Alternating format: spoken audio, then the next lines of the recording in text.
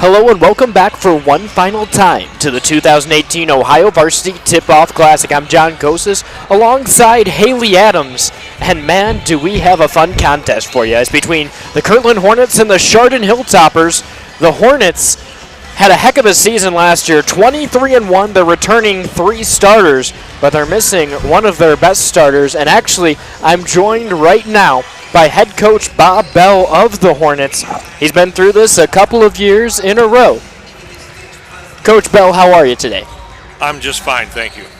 So Coach Bell, your team last year finished 23-1, doesn't get much better than that. You have 3 returning starters, although you do lose a big starter in Sydney Snyder. Are you confident about this team returning to 20-win potential? I am. Certainly losing Sydney to graduation was a big loss. I mean, a player like her doesn't come along every day. Just an incredible basketball player. But with 5 of the top 8 returning, and we've got a couple very good freshmen coming in, if everybody brings their game up just a little bit, I really truly believe that, we can be as good as we were last year. Now, we'll have to wait to see if that all transpires, but we're confident. You certainly have some great senior leadership. Jenna Sale, one of the pound-for-pound best players in the conference, and then Lauren Lutz, who's been a really good role player through the previous years. Now with a couple of people graduating, she's going to have a big chance to step up and take a bit of a bigger role this year. Is there a new look to this team at all? Obviously, you're not generating through Sydney, but right. Is there anything else for us to look towards that you've kind of seen in practice? Well, right now, our biggest challenge is getting our team healthy. Our soccer team went to the state championship for the 2nd or 3rd year in a row, and almost my entire basketball team plays soccer. So we've really only been together, literally, all of us together for one day. Wow. Jenna Sale practiced yesterday for the first time. Lauren Lutz has had 3 practices, and Amber Urich has been with us for about a week due to injuries from the fall sport. But yeah, we're looking forward to getting everybody healthy and getting back to where we think we should be. And the one good news is conditioning's not going to have to be a problem because of all those girls going out there and playing soccer. I've got one last question before I let you go, though, Coach. And you have 2 freshmen on the roster, Riley Greenlee. Yes. You also have, 2 more, Macy McIntosh right. and Grace Wolf. Right. What facets of their game might we see today? Well, Grace Wolf is going to start at center tonight. She's a very talented freshman. She understands the game. She's mature for her age. Riley Greenlee, you will see in the guard rotation off the bench. Same with Macy McIntosh. Macy may be one of those players that, puts in a couple JV quarters to get her full minutes, and then, comes up and helps at the varsity. So all 3 of those freshmen will contribute. They really will. It's exciting, and it's another exciting season to be a Kirtland Hornets fan, right? I mean, you guys have been so good for so long, not just in basketball, but like you mentioned, your soccer team's real good. The football team just had a big win last night. So it's real exciting to be a part of Kirtland Hornets athletics, but I think maybe we're a little bit biased here. This is probably the most exciting one to be a fan of, and the next season starts right now. Absolutely, it does, and we're looking forward to it. Thank you very much for your time, Coach. Right. Okay, thank you very much. Once again, that was head coach Bob Bell. He's been with the team for quite some time now and always seems to put together a heck of a roster. 23-1 last year, like we said, 3 returning starters. And let's just look at a couple of those starters. It's 5 of the top 8 players, including Jenna Sale, who averaged 11 points and 7 rebounds. Lauren Snyder averaged 6 points a contest. And then Lauren Lutz averaged 4 points per contest. He had a sophomore in Amber Urich, who's the team's 4th leading scorer. She's got 6 points a game. I feel like every time you mention something new, this team just continues to get better and better. But now it's time to talk about Chardon. Chardon had a pretty fun season last year, 14-11 overall. They were 8-6 in the WRC, and now I'm joined by head coach Cullen Harris. Cullen, how are you today? Good, how are you? Doing well, thanks. You have a lot of experience on this team. Feel like every other name on this list is a senior. Who should we look towards to be the guiding effort of your team on the court? You know, we have 8 seniors, as you can see on the roster. We are collectively just really a deep team that kind of does, every kid does a little bit of everything. We have 2 4-year starters. We got kids who kind of handle the ball and do a lot of different things. We're not the team that has 1 kid score 25. We have, you know, hopefully we'll have 8 kids score 8 and we'll be in great shape. So, but you know, we'll see who comes up ready to play tonight. You'll play big team ball, and that's Chardon Hilltoppers ball in general. You're going to see a lot of passing. You're going to see some driving to the lane. You got a couple of girls who are 6 feet tall, and that always helps because of it. You also have a couple of younger names that we haven't seen before. In the 2018-19 season, what can fans expect to see from some of these younger players? We have Sammy Lichty's a sophomore, is going to start for us tonight. She is just a tough physical athlete. She gets after it. She handles the ball. She defends. She's strong. She's gonna give us a great role. Kaylin Noor's 6'2", and she's a pogo stick. She's a long, athletic kid, and she just gets after it and creates a lot of havoc defensively and on the rebounds and putbacks. Lexi Peros-Gasser is another 6-footer. She's a sophomore, big-bodied, strong, physical, great feet. You know, she'll give us some minutes here, and then Ashley Henningman is a sophomore backup point guard who'll give us some nice minutes too if things go well.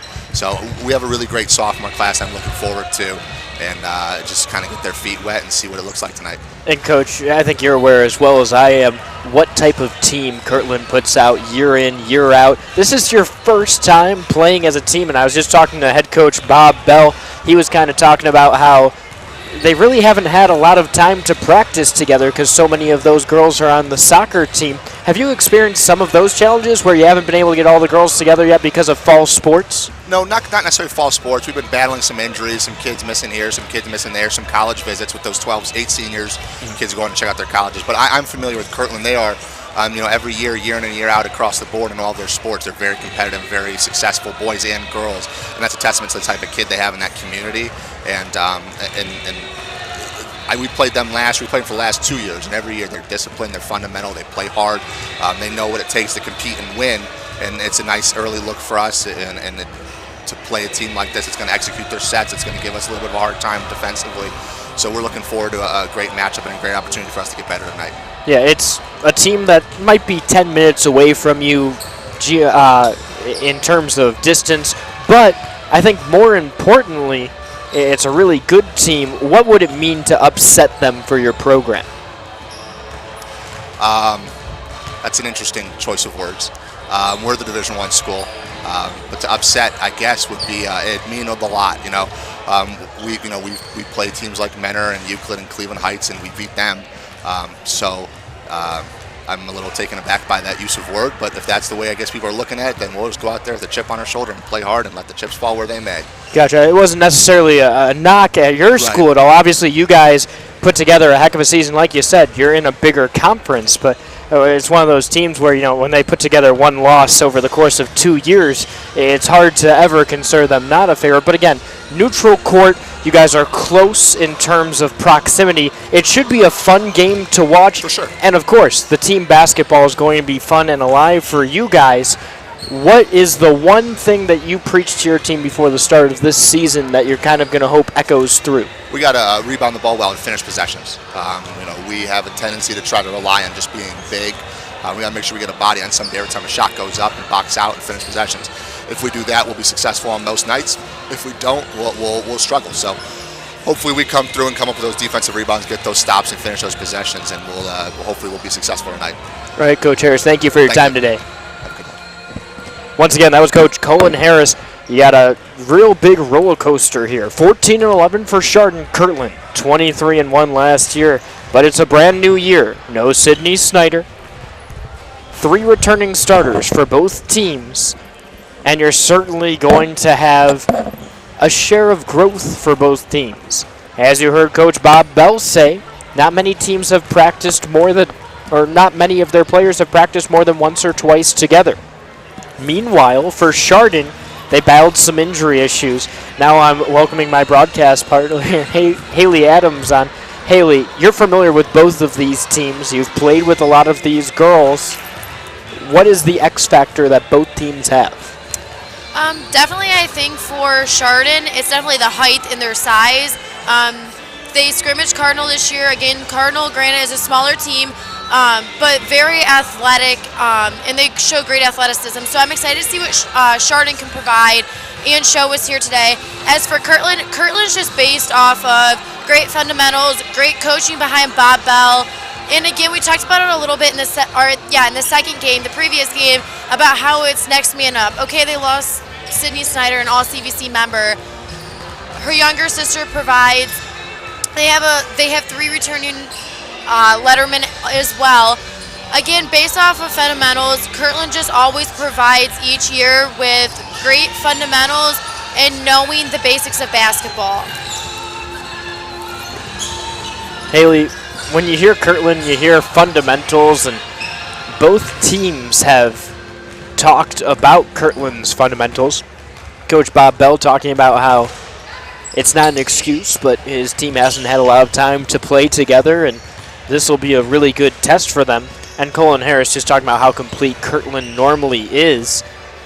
But Kirtland is a very small school. Chardon plays a lot of tough teams, and Chardon's taken it to a couple of teams, particularly last year beating Cleveland Heights. That was a real big moral victory for the school to kind of say, hey, look, we are one of those contenders.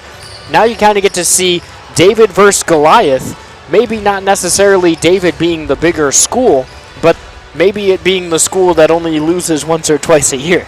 Yeah, absolutely. And like I said, I played against Kirtland for many years. Again, we talked about fundamentals.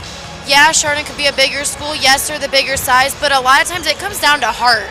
And Kirtland has definitely proved that and shown that year after year with going 23-1, having 3+ seasons of 20 wins or more. And again, it starts with Bob Bell and focusing on fundamentals and the great chemistry. And he mentioned that, we haven't had a lot of time playing together and getting to know one another, but it's the same thing. These girls have grown up together in the same school district.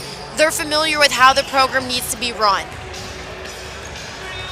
Haley, we're just going to recap what's already happened in the 2018 Ohio Varsity Tip-Off Classic. Game 1 was between Mayfield and Steubenville Central Catholic, a real close game. Mayfield got the late edge, though. They won 62-59. Game 2 wasn't quite as close. You saw the Mentor Cardinals fall behind early, and then Ken Oakview, ended up coming out there and really just continuing to run with the ball, and Ken Glen Oak looked real good.